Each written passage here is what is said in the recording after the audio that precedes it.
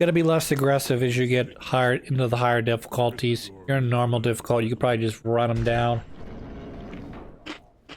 Thank you, Arbiter. We love you.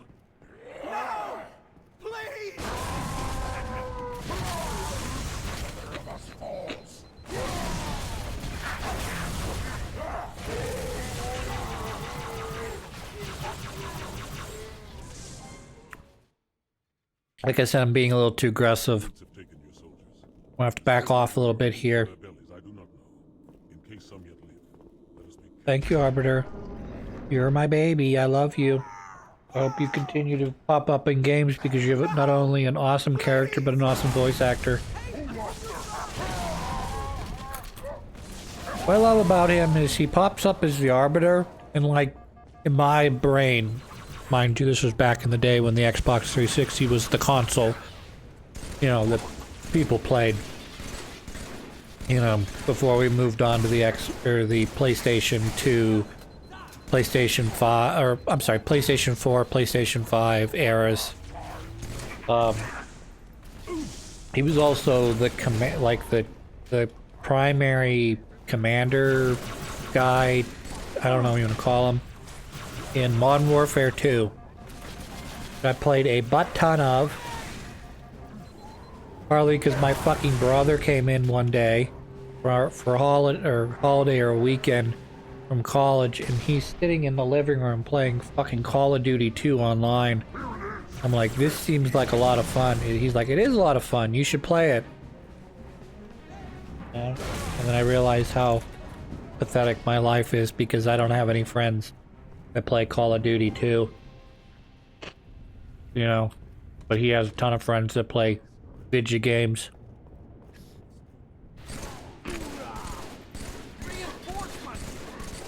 I hung around with the wrong crowd, I think.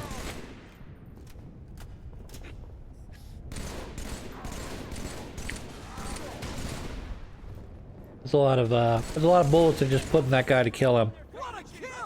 But if he can't see me, he can't kill me, so fuck him.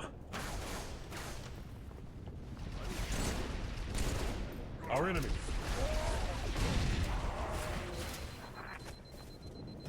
I know I've talked about this probably in Halo 1 and shit. I do like the unique balance between the pineapple or the US Marine Corps grenade and the plasma grenade. Plasma grenade is a sticky grenade. It's not gonna roll. It's not gonna be all that, you know, it's not gonna... It's gonna be great if you can stick the guy. It's gonna be okay if you can't stick the guy, but you can get close to him. But it's gonna be pretty fucking terrible if they're gonna see it coming, essentially, is what I'm trying to say. Whereas the pineapple, you can slide underneath their feet and put it in the middle of a group, but it does not stick. It does not exist in that capacity. So that right there is super good because it not only disrupts their alignment, but if you're lucky, you can put it right at their feet without them realizing it. But again, everybody loves the sticky grenade, because all you have to do is run up from behind somebody or to the side of them, just fucking do what I just did there to that jackal and kill him. The jackal, of course, has a shield, so, you know, nothing fucking affects the shield. You can overload the shields, but stick grenade them, doesn't matter. Just fucking shoot their shield bullshit on you.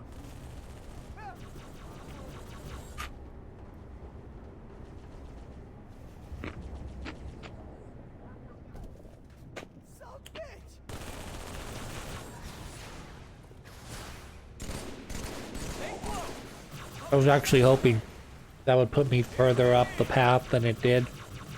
I was hoping it put me over there where that other ladder is. It's fine, I don't care. Did all we could. Let us move the survivors up to the hangar. There is a lift outside. I guess another thing I kind of don't really like about this game is in the Halo 2, you have a very clear brute person you're supposed to be your head of the brutes. a leader of the brutes, or at least a faction of the brutes.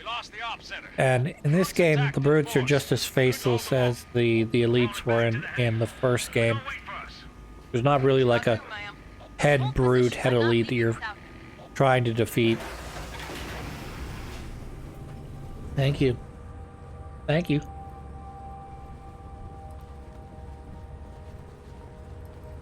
Alright, we're gonna go up the ladder, elevator. We're gonna fight some jump pack brutes, which is sort of something that we saw in Halo 2 with the elites, with the jump packs in space. Except in this, they're actually in gravity, so this makes slightly less sense, but what are you gonna do? Jetpacks are cool, I guess. These guys are a lot easier to deal with. Their deaths tend to be a lot funnier because for some reason when you shoot them in their face, sometimes they decide, oh no, I'm gonna activate my jetpack and go into space because that's funny, right? You'll see a couple of these guys that I kill will just be like, oh, you shot me. My jetpack activated and I fly up into the sky for no reason. Now, dying is not really a great thing to do. You don't want to die. Makes you start over from a checkpoint. Makes you revisit enemies that you've already beaten. Well, yeah, that right there. You see how the jetpack activated even though the guy was pretty much dead. Pretty much guaranteed to be dead.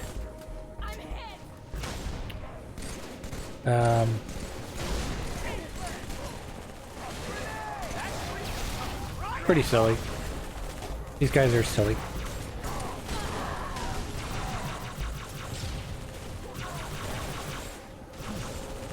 So, I know we're not there yet. We're playing Halo 3, not Halo Reach. Halo Reach is my favorite Halo game. By far. Like, not even close. Like, you got Halo 1, that's a great game. Halo 2, pretty great game. Halo 3 is a great game.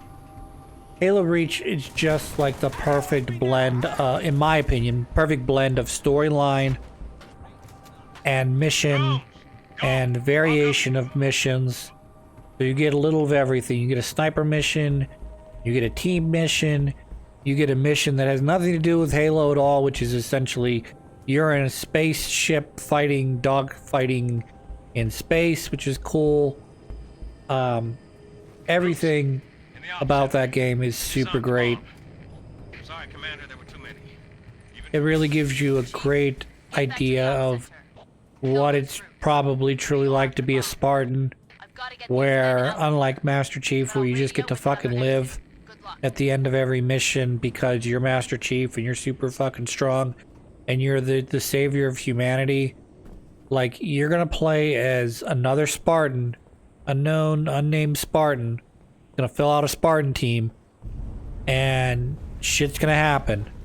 Sometimes your coworkers are gonna, your team members are gonna die, and sometimes they're gonna sacrifice themselves for the greater good, and sometimes they're just gonna get fucking shot in the head. Will be the protectors of Earth and all her colonies.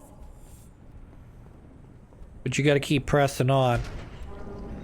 And you know, with each Spartan that dies, you're that much more in the hole. You know? Because if you think like a Spartan is worth, say, let's do a chess analogy, okay? In chess, this isn't always true because this is based on position in the board. So you could have a very strong piece on the board that greatly exceeds its traditional point value. But pawns are worth 1. Bishops are worth 2 points apiece, or no, it's 3 points. A bishop pair is worth a total of 7, I think. They give you an extra point if you have a bishop pair. Knights are worth 3, depending on if you have an open or closed game. So anyways, get to my point of what I'm trying to say here.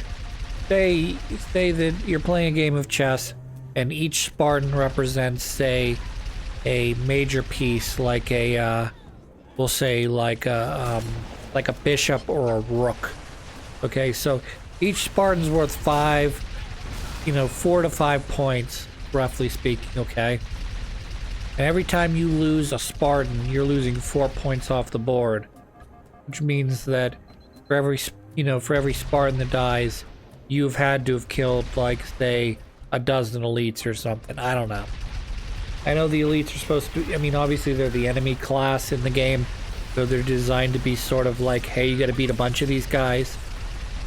You know, obviously you're not gonna get 100 Spartans versus 100 elites, but in terms of, like, you probably need to trade, I don't know, let's say 24 or more elites for every Spartan. Probably more, even more than that. But, like, you get what I'm saying. Like, every time you lose a piece off the board, it makes all the battles after that so much more difficult, because you're relying on just regular soldiers to fill in behind your Spartans. And, you know, as you get closer to the end of the game, you just start feeling like, boy, I wish I had my other 4 Spartan buddies. And, like, you're down to, like, that's it. It's just you, man. You're the last Spartan left. Or you're the last two or three Spartans left. It's like, I wish I had Sniper Guy. And I wish I had, Chain Gun Guy.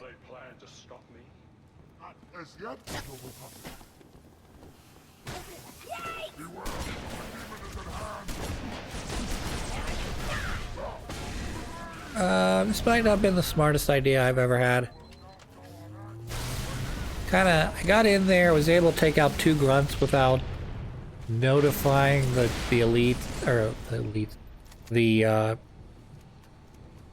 brutes what was going on. And I somehow managed to escape that. I'm not 100% sure how I did that. Particularly as this guy's got a fucking rocket launcher. And if he wants to, he can fucking end both of us. I do always find it sort of... In terms of gameplay, I don't mean in terms of lore, in terms of actually implanting yourself in here. I'm always sort of surprised when, you know, the AI has the cognition to not fire a rocket launcher at close range because it will kill both of you. It feels like the kind of game where it's like, my only mission is to kill Master Chief, so fuck him. If I die, if I kill the Master Chief, my life doesn't fucking matter. Everyone else is better off without him, you know. Our cause succeeds because Master Chief is now dead.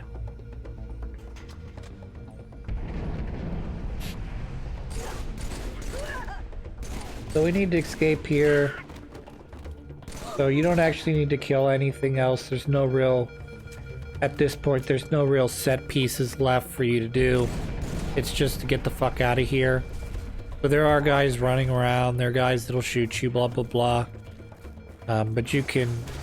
Unless they stand directly in your way, you just run by them. I'm, of course, not going to do that because I've got a fucking rocket launcher on my arm. And anything that's going to be in the way of the rocket launcher is going to die.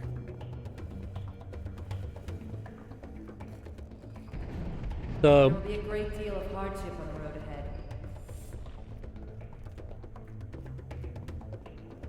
ahead. I think the thing that I really don't like about the Cortana cut-ins is the fact that you're seeing not only things that happen in Halo 3, Halo 2, but you also run into some things that that occur prior to the start of the game. Some of which, if you play Reach, feel like they should be retconned, because Cortana at the beginning of the game talks about picking out Master Chief amongst all of the other Spartans But at the beginning of Halo 1, she's a part of the Pillar of Dawn. And if you play Reach, you realize that you kind of excavated Cortana out of the earth, if you will. So you're sort of like, how the hell did you pick him if Dr. Halsey kind of created you / found you in the tundra? That's where Reach sort of makes stuff kind of muddy in regards to Cortana, because you could kind of see how in Halo 1, 2, and 3 by themselves, how maybe Cortana as a whatever they call it, adjutant or AI, would be able to, you know, each Spartan gets assigned, you know, a Cortana-esque being, and she chose to pick 114, Spartan 114, out of all the other Spartans that went through the program. But like I said, if you play Reach, Cortana's existence seems to make her unique. Like, she is a Forerunner artifact, and being a Forerunner artifact, and the fact that the final mission is essentially to deliver Cortana to the Pillar of Autumn before it takes off. This place will become your home. Oh yeah, she's talking about the suit you're wearing.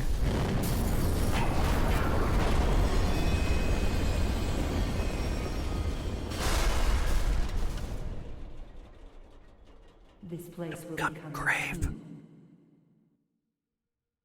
Yeah, so essentially, the suit you're wearing, get used to it. It's going to be your house. It's going to be your body. It's going to be your armor. But it's also going to be your tomb. When you die, because you're a Spartan, and we're going to put you in the most danger we can possibly put you in. When you die, this will essentially be your casket as well. Because we're not going to peel you out of it. Because in all likelihood, you're going to die wherever you die, and no one's going to ever come pick you up. So we're on the other side of the wall now. The base blew up, and now we need to get a whatever you call it. Yeah, I'm gonna just stick with what I have here. We're gonna grab a warthog. This is gonna be one of those warthog missions where you're primarily gonna be hanging out in your warthog and driving around and shooting things and running over things and going from point A to point B as quickly as possible. Here we go. Hey, give me a ride.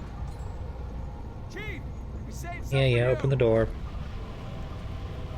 Yeah. I'm gonna open the door quicker by pushing on it. Even though I don't think that works. Alright, we're gonna drive through this underground tunnel mess. Like I said, it's gonna be a lot of shooting, it's gonna be a lot of running over guys. It's gonna be a lot of running past guys. Because I'm not really gonna stick around unless the game requires me to do so. Just gonna, like I said, push through. I'm gonna run into some guys, run over some guys, shoot some guys, and then that's gonna be it. I don't care after that. We're obviously not gonna, this is a cliff over here, so you can't go over the cliff or you'll die, so you wanna go north, or however, whatever direction this is. Yep, and then eventually this will link up to the highway. The highway will link us up to a connector that'll lead us back to wherever. So those guys need to die because they are snipers and they will make my life a living hell if I don't kill them. Comms are a mess. Pelicans are scattered. Best thing now, get some distance between us and the base. Brutes are gonna be looking for survivors.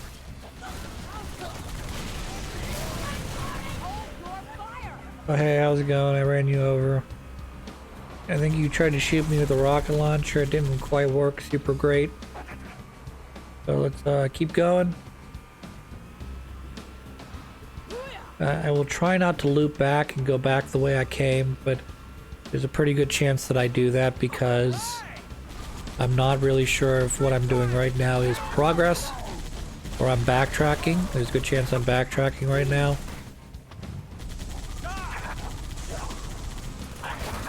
Hop in, dude. Yeah, looks like we backtracked back to the door where we came from. Let's not do that again. Otherwise we'll be here all day. I think the part time on this is gonna be like 15 minutes. You can pretty much guarantee I'm not gonna do this in this whole mission in 15 minutes. I might do it in like 20 some minutes. Collapsed when the city got glassed. But the tether was thousands of kilometers high. Yeah? Well, now it's scattered all over the savannah. Yeah, they kind of blew up the city. We're looking for an artifact that allows them to enter into the Ark. Not really clear because you don't really run into that artifact. You don't get a cutscene where it shows like the Primarchs or whatever you want to call. What are these guys called? The prophets holding up like a key, going like, "Oh, this is the key to the Ark." Because you don't have them, you don't get the Arbiter cutscenes anymore. We get to see inside the Covenant. Up, I'm dead. Yeah, you get hit with a couple